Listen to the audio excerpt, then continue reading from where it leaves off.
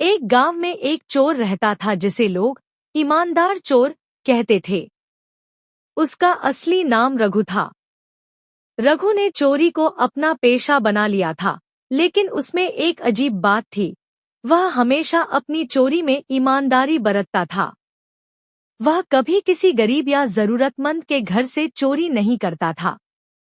केवल अमीरों के घरों से चीजें चुराकर उनका हिस्सा वह गरीबों और अनाथों में बांट देता था। एक रात की बात।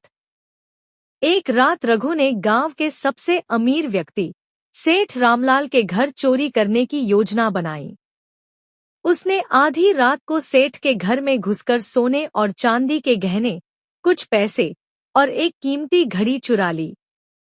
लेकिन जब वह बाहर जाने ही वाला था तो उसे सेठ की मेज पर एक चिट्ठी मिली। उस चिट्ठी में लिखा था, अगर कोई ये चिट्ठी पढ़ रहा है तो शायद तुम मेरे घर चोरी करने आए हो। मुझे पता है कि लोग मुझे लालची समझते हैं, लेकिन सच्चाई यह है कि मैं अपने बेटे की गंभीर बीमारी का इलाज करवाने के लिए पैसे इकट्ठे कर रहा हूँ। अगर यह इलाज नहीं हुआ तो मेरा बेटा मर जाएगा। रघु का दिल पिघल गया। यह पढ़कर रघु का दिल पिघल गया। उसने सारे चुराए हुए सामान वहीं रख दिए और उस चिट्ठी के पास एक और चिट्ठी छोड़ दी।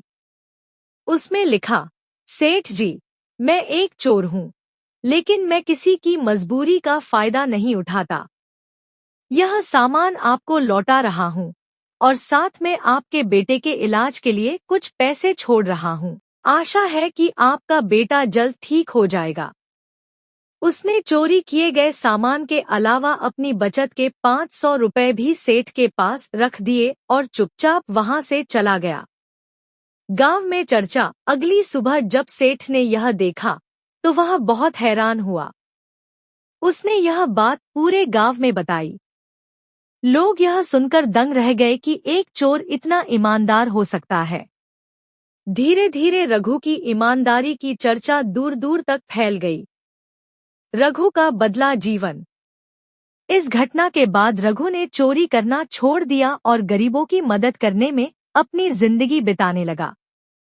लोग उसे अब ईमानदार चोर नहीं, बल्कि मसीहा रघु के नाम से जानने लगे। कहानी हमें सिखाती है कि इंसान चाहे जिस राह पर भी चले, दिल की सच्चाई और दूसरों की मदद का जज्बा उसे महान बना सकता है।